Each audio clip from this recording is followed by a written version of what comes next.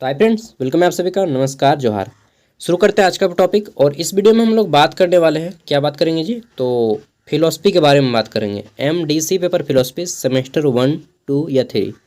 जो MDC paper होता है वह सभी के लिए सेम होता है, चाहे आप सेमेस्टर 1 में पढ़े हो, चाहे 2 में पढ़े हो या 3 में पढ़े, ठीक है। एमडीसी का पेपर सभी का सेम रहता है। तो चलिए देखते हैं। तो अभी तो सेमेस्टर 1 का एग्ज़ाम हो रहा है फिलहाल, तो आप लोग सेमेस्टर 1 वाले देखिएगा, ठीक है। और यह 23 से 27 सेशन 4 वर्ष या ग्रेजुएशन में पूछा गया पेपर है 2024 में।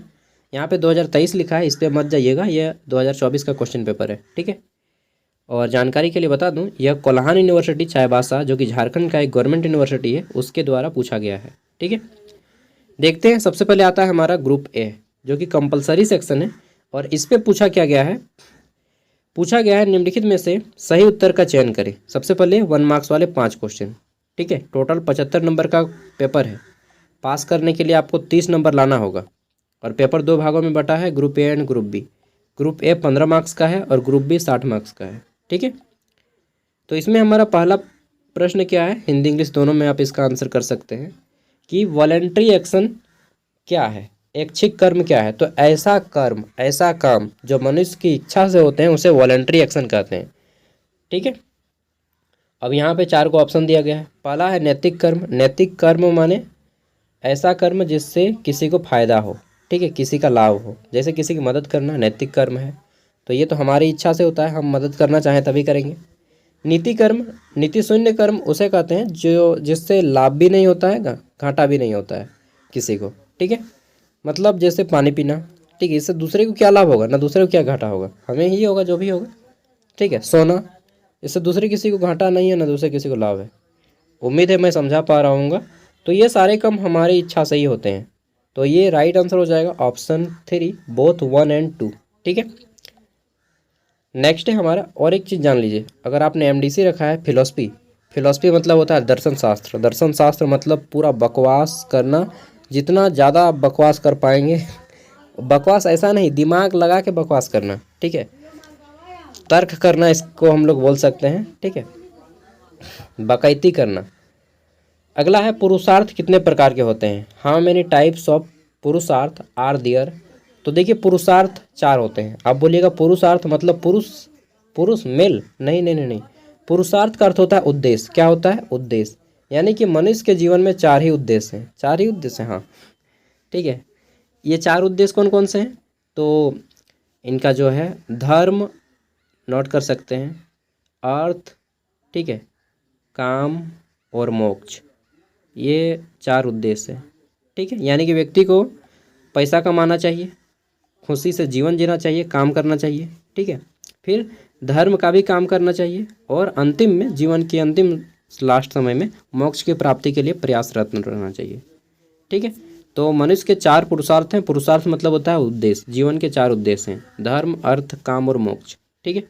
मनुष्य का पूरा जीवन इन्हीं चारों में बीत जाता है।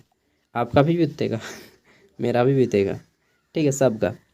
आश्रमों की संख्या कितनी है। आश्रम, हाँ भाई आश्रम। तो आश्रम 4 प्रकार के होते हैं। कितने प्रकार के, 4। कौन कौन से, ब्रह्मचर्य। ब्रह्मचर्य मतलब समझता है आदमी शादीशुदा नहीं करेगा, नहीं नहीं नहीं, वो ब्रह्मचर्य नहीं। ब्रह्मचर्य का अर्थ है विद्यार्थी जीवन, ठीक है, ब्रह्मचर्य आश्रम। दूसरा होता है गृहस्थ आश्रम। गृहस्थ आश्रम में जब पहला तो चालू लिखते हैं ब्रह्मचर्य, गृहस्थ, वानप्रस्थ, और अंतिम में आता है हमारा संन्यास। ये 4 आश्रम होते हैं, ब्रह्मचर्य आश्रम, गृहस्थ आश्रम, वानप्रस्थ आश्रम और संन्यास आश्रम। ये 4 आश्रम हैं। ब्रह्मचर्य मतलब होता है कि विद्यार्थी जीवन में जो व्यक्ति रहता है आश्रम में, उसको ब्रह्मचर्य आश्रम, ठीक है। गृहस्थ आश्रम क्या है, तो जब व्यक्ति घर और बसा के, फैमिली बसा के अपने बाल बच्चे, बीवी बच्चों के साथ रहता है, उसे गृहस्थ आश्रम कहते हैं। वानप्रस्थ आश्रम जिसमें व्यक्ति जो है धीरे धीरे गृह त्याग करके, मतलब फैमिली से दूर होकर धीरे धीरे अध्यात्म की ओर आगे बढ़ता है, जिसको हम लोग बोलते हैं कि जब व्यक्ति दादा परदादा बनने लगता है उस टाइम पे, ठीक है। और संन्यास आश्रम जब व्यक्ति एकदम पूरी तरह से मतलब फैमिली को छोड़ के ऊपर भगवान पे लीन हो जाता है, परमात्मा अल्लाह पे लीन हो जाता है, ठीक है। समझ रहे हैं बात को, हाँ। तो 4 आश्रम है, ठीक है। लग रहा है होगा कि यहाँ पे कोई धार्मिक कथा चल रहा है, बाबा जी का ठीक है, कथा चल रहा है। प्रमा क्या है? प्रमा, तो देखो बच्चे, प्रमा, प्रमा का अर्थ होता है सही ज्ञान। जहाँ पे आपको सही ज्ञान मिलेगा उसी को प्रमा बोलते हैं। दैट मीन्स प्रमा, दैट मीन्स वैलिड नॉलेज, ठीक है, यथार्थ ज्ञान, जो सत्य ज्ञान हो उसी को प्रमा बोलते हैं, ठीक है। मिथ्या ज्ञान को अप्रमा बोलते हैं, जो झूठा ज्ञान हो उसे अप्रमा बोलते हैं। तो यहाँ पे हमारा पूछा गया है 5वां में, द्वैतवाद का अर्थ क्या है? ठीक है, तो द्वैतवाद का अर्थ क्या है? द्वैतवाद का अर्थ है दो, यानी कि शरीर और आत्मा दो अलग अलग वस्तुएं हैं, ठीक है। गीता का सत्र चल रहा है क्या जी? तो शरीर और आत्मा दो अलग अलग वस्तुएं हैं। आत्मा और मन कोई नहीं देख पाया है, ना कोई देख पाएगा, ठीक है। इसलिए बेटा मन की बातों पे बहकावे में मत आ, दिमाग की गति को तेज कर और बुद्धि पे फोकस कर, ठीक है। मन को अपना गुलाम बना ले। रियलिटी बता रहा हूँ, मन बोलेगा कि देखो वो जा रही है, उसको इशारा करो, फिर पता चलेगा कि सैंडल मिल गया। इसलिए मन के बहकावे पे मत जा, दिमाग बोलेगा नहीं बेटा अगर ऐसा किया तो सैंडल खाएगा, इसलिए दिमाग के इशारे पे चलो, मन के इशारे पे नहीं। चलिए, ये द्वैतवाद का अर्थ है, ठीक है। मन और आत्मा, शरीर और आत्मा दो अलग अलग वस्तुएं हैं। नेक्स्ट है हमारा बुद्धिवाद क्या है? तो बुद्धिवाद, जिसको इंग्लिश में रैशनलिज्म बोलते हैं, बुद्धिवाद का अर्थ होता है कि बुद्धि जो है ज्ञान का स्रोत है, मतलब जितना भी ज्ञान आता है वह बुद्धि के कारण ही आता है, ऐसा बुद्धिवाद मानता है, ठीक है। जिसके पास बुद्धि है उसके पास ज्ञान है, जिसके पास बुद्धि नहीं है उसके पास ज्ञान नहीं है, ऐसा बुद्धिवाद मानता है, ठीक है। जब हम लोग क्वेश्चन आंसर करेंगे डिटेल में, तब मैं सब डिटेल में आपको कथा लूँगा एक, ठीक है। एक दिन लगाएंगे कथा और हम लोग सब कोई कथावाचक करेंगे, ठीक है। चलिए, बाबा जी का दरबार लगेगा और सबको वहाँ पे आना रहेगा आप लोगों को। अगला है अप्रमा क्या है? इससे कुछ क्षण पूर्व हम लोगों ने प्रमा के बारे में पढ़ा था, अध्ययन किया था। मैं शुद्ध हिंदी बोलने का प्रयत्न करता हूँ कि प्रमा क्या अर्थ है? तो अथार्थ ज्ञान को हम लोग प्रमा बोलते हैं। उसी तरह से अप्रमा, इसका विलोम होता है अप्रमा दैट मीन्स कि मिथ्या ज्ञान, झूठा ज्ञान, ठीक है। झूठा ज्ञान क्या है? तो झूठा ज्ञान को ही अप्रमा बोलते हैं, ठीक है। डिफाइन अप्रमा, तो वैसा ज्ञान जो मिथ्या हो, झूठा हो, उसे अप्रमा बोलते हैं। जैसे लव, ठीक है, ये क्या है? ज्ञान है। अरे भाई, ये जीवन को नरक बनाने का रास्ता है, ठीक है। इसमें मत पढ़ना, यही मिथ्या ज्ञान है। सच्चा ज्ञान क्या है? मृत्यु, मोक्ष सच्चा ज्ञान है। फिलॉसफी ली है तो यही सब पढ़िएगा, मजाक नहीं बोल रहा हूँ। आगे देख लेते हैं। नेक्स्ट आता है हमारा यहाँ पे ग्रुप बी। तो यहाँ पे देख लिए, ये 5 मार्क्स वाले क्वेश्चन है और इसका आंसर आपको 100 से 150 शब्दों के बीच में करना है, 100 से 150 शब्दों में, ठीक है। You should do the answer between 100 to 150 words for 5 marks and for 15 marks you should do right the answer between 400 to 500 words, okay. तो 400 से 500 शब्दों में आंसर करना है 15 अंक वाले प्रश्नों का, और किन्हीं 4 का ही आंसर करना है। जस्ट वेट अ मिनट, मैं तुरंत अपना लैपटॉप को चार्ज में लगा लेता हूँ यार, क्योंकि स्विच ऑफ हो गया। अरे यार, चलिए, तो अब हम लोग शुरू कर लेते हैं आगे। 15 मार्क्स वाले प्रश्न में है हमारा पहला, अध्यात्मवाद की व्याख्या करें। Explain idealism. अध्यात्मवाद क्या है? अध्यात्मवाद एक ऐसा सिद्धांत है दर्शन शास्त्र में जो मानता है कि मनुष्य के मरने के बाद आत्मा जैसी कुछ चीज़ें होती हैं जिससे व्यक्ति संवाद कर सकता है, ठीक है, बातचीत कर सकता है। हालांकि इसको हम लोग डिटेल में पढ़ेंगे, ठीक है। नेक्स्ट है हमारा, बुद्धिवाद की व्याख्या करते हुए अनुभववाद से इसका अंतर स्पष्ट करें। इंग्लिश में है कि explain rationalism and differentiate it from क्या है, एम्पिरिसिज्म।